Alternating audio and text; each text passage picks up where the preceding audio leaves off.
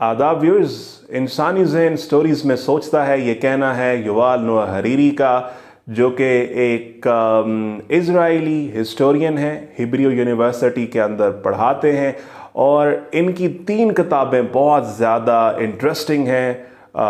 उनके अंदर होमो सेपियंस, जिसमें इंसान की तारीख़, जिसको हमने आज डिस्कस करना है। उसके अलावा इनकी एक और किताब थी होमो ड्यूज, जिसमें इंसान का फ्यूचर बताया गया, और एक किताब जिसका हमने ये रिव्यू कर रखा है 21 लेसन्स फॉर 21st सेंचुरी।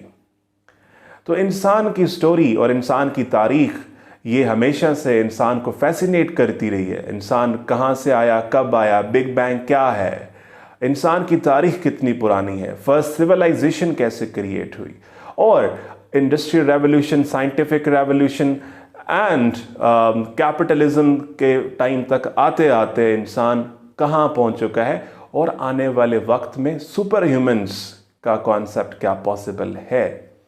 तो आज हम टाइमलाइन डिस्कस करते हैं इंसानी तारीख़ की। तो युवाल नोआ हरीरी कहते हैं कि 13.5 बिलियन साल पहले मैटर और एनर्जी अपीयर हुए and big bang took place. उसके बाद एटम्स और मॉलिक्यूल्स पैदा हुए, तो केमिस्ट्री की इब्तिदा हुई। इस किताब से हटके एक सवाल बड़ा इंटरेस्टिंग था कि एक गोरा प्रोफेसर अहमद रफ़ीक अख्तर के पास आया और उसने आपसे आके पूछा कि ये बताएं कि इस्लाम के अंदर जो ये प्लैनेट अर्थ है, इसकी क्रिएशन के बारे में कहाँ और क्या कहा गया है। तो आपने कहा था कि आपने कुरान की एक आयत कोट की थी कि अवलम यरल्लज़ीना कफ़रू अन्नस समावात वल अर्ज़ कानत तरक्कन फफतकनाहुमा, कि ए कुफ़ार, डोंट यू सी, क्या तुम देखते नहीं हो कि ये आसमान और ज़मीन एक ही जगह पर मौजूद थे, and we turn them apart, और हमने इनको फाड़ कर अलग कर दिया, और हमने हर चीज़ को पानी से बनाया। तो वो अंग्रेज़ कहने लगा ये तो बिग बैंग है। तो आपने कहा कि यही तो कॉन्सेप्ट इस्लाम ने 1400 साल पहले दे रखा है। सो बिग बैंग अकर, उसके बाद 4.5 बिलियन साल पहले प्लैनेट अर्थ की इब्तिदा हुई। तो यानी हमें इस ज़मीन की जो उम्र है वो 4.5 बिलियन साल की मिलती है। बीवी राव की वर्ल्ड हिस्ट्री को अगर आप देखें तो उसमें वो लिखता है कि 4600 मिलियन साल पहले इस प्लैनेट अर्थ की इब्तिदा हुई। यानी इन दोनों बुक्स के अंदर 100 मिलियन साल का तकरीबन ही फ़र्क नज़र आता है। तो बहरहाल 4.5 बिलियन साल इस प्लैनेट अर्थ की उम्र है। 3.8 बिलियन साल पहले कॉम्प्लेक्स ऑर्गेनिज्म क्रिएट होना शुरू हुए, जिसने बायोलॉजी की इब्तिदा रखी। 2.5 मिलियन साल पहले पहली स्टोन एज मिलती है, जहां पे पहले इंसान हमें अफ्रीका और यूरेशिया के अंदर मिलते हैं। 3 लाख साल पहले इंसान ने फायर को, आग को डोमेस्टिकेट किया, और इसको युवाल नोआ हरीरी कहते हैं रेस ऑफ कुक्स, कि ये वो लोग थे जिन्होंने आग को जब सबसे पहले डोमेस्टिकेट किया, तो इंसान बाकी एनिमल से सुपीरियर पहली दफ़ा तब हुआ था कि इंसान के पास पावर थी। वो अब उसको फूड के लिए यूज़ करता, वो आग को अपनी सिक्योरिटी के लिए यूज़ करता, और इंसान सुपीरियर क्रीचर कंसिडर किया गया अपने जहन की वजह से, हालांकि वो फिज़िकली बाकी जानवरों से स्ट्रॉन्ग नहीं था। हरीरी लिखते हैं कि चिंपैंजी को 5 घंटे लगते हैं एक कोई भी चीज़ चबाते हुए, खाते हुए, यानी वो सारा दिन खाते रहते हैं। जब इंसान ने आग को डोमेस्टिकेट किया, इंसान ने चीज़ों को कुक करना शुरू किया, तो इंसान बहुत मिनिमम टाइम देता है अपने खाने के लिए। ये अलग बात है कि बहुत सारे लोग दुनिया के अंदर सिर्फ खाने के लिए आते हैं, ये अलग, इट्स जस्ट फन फैक्ट। तो 70,000 साल पहले कॉग्निटिव रेवोल्यूशन हुआ, यानी इंसान की लैंग्वेज की इब्तिदा हरीरी कहते हैं 70,000 साल पहले हुई। एक रिसर्च के अकॉर्डिंग दुनिया में इस टाइम पर 6,500 ज़ुबानें बोली जाती हैं। दुनिया की आबादी है 7.5 बिलियन, और इंग्लिश जो है दुनिया के अंदर सबसे ज़्यादा बोली जाने वाली ज़ुबान है। 1132 मिलियन स्पीकर्स इंग्लिश बोलते हैं।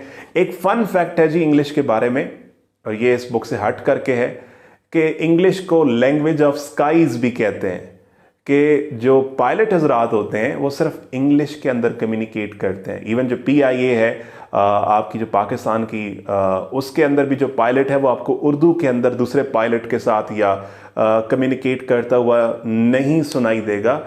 इस वजह से इंग्लिश को लैंग्वेज ऑफ स्काईज भी कहते हैं। एक और फन फैक्ट है इंग्लिश के बारे में कि शेक्सपियर ने 37 ड्रामाज लिखे थे। उसके साथ साथ उस बंदे ने इंग्लिश लैंग्वेज के अंदर 1700 नए वर्ड्स का इजाफा किया था। यानी उसने नाउन्स को वर्ब में कन्वर्ट किया, वर्ब्स को नाउन में कन्वर्ट किया, प्रीफिक्सेस लगाए, सफिक्सेस लगाए। तो इंग्लिश लैंग्वेज इस टाइम पे दुनिया में सबसे ज़्यादा बोली जाने वाली ज़ुबान है।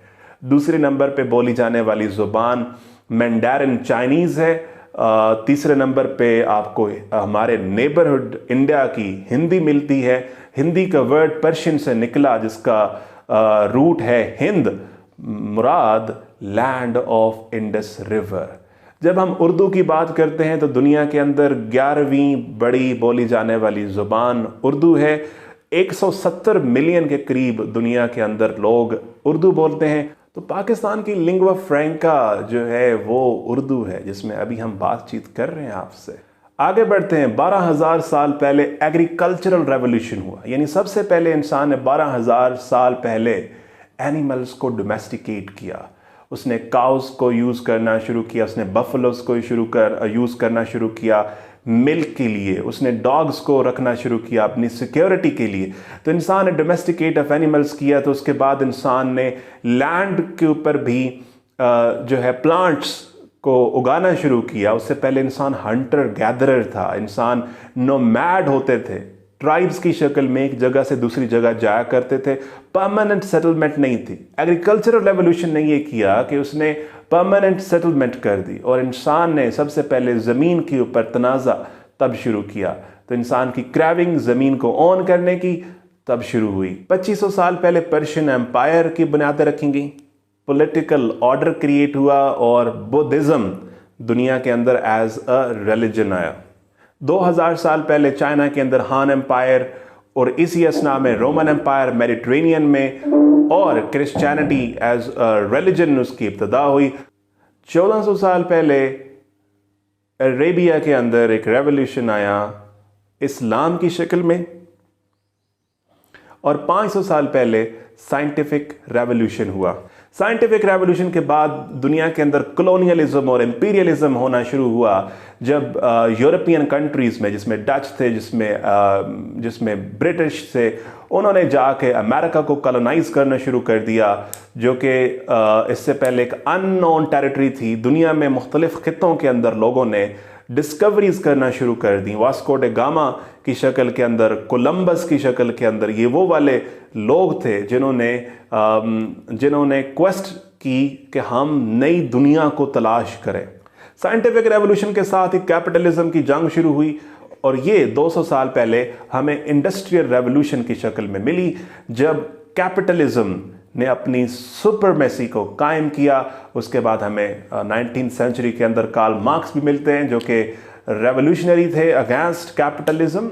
Workers of the world unite, you have nothing to lose but your change. Well, capitalism survive till day. और प्रेजेंट वक्त के ऊपर युवाल नोआ हरीरी कहते हैं, इंसान ने अर्थ की बाउंड्रीज से इंसान निकल चुका है, इंसान अब मार्स के ऊपर जा रहा है। और कहा जाता है, इलॉन मस्क का विजन ये है कि जैसे इंसान पहले स्विट्ज़रलैंड जाया करता था, अब इंसान इवन छुट्टियां गुजारने के ऊपर मार्स के ऊपर जाया करेगा, अपनी ज़मीन खरीदेगा मार्स के ऊपर। इस एज के अंदर न्यूक्लियर वेपन्स एक बहुत बड़ा थ्रेट हैं, और वर्ल्ड वॉर 2 के बाद न्यूक्लियर वेपन्स की और आर्मामेंट में बहुत ज़्यादा इजाफा हुआ। तो ये एक इंसान के लिए एक एग्जिस्टेंट थ्रेट है। आखिरी चीज़, युवाल नोआ हरीरी कहते हैं कि इंसान अब आने वाला इंसान होमोसेपियन से होमो ड्यूस की तरफ सफ़र कर रहा है। तो एक बहुत बड़ा सवाल है कि क्या इंसान सुपर ह्यूमन की तरफ जा पाएगा या आर्टिफिशियल इंटेलिजेंस का जो सवाल है, robots are going to take the jobs away from human beings. तो ये जी आज की हमारी शॉर्ट स्टोरी, जिसमें हमने 13.5 बिलियन साल पहले से लेकर के प्रेजेंट एरा तक का एक टाइम लाइन ऑफ हिस्ट्री को देखा। नेक्स्ट लेक्चर के अंदर हम होमो सेपियंस को मज़ीद डिटेल में डिस्कस करेंगे। चैनल को ज़रूर सब्सक्राइब करें और मिलते हैं अगली वीडियो के अंदर। बहुत शुक्रिया।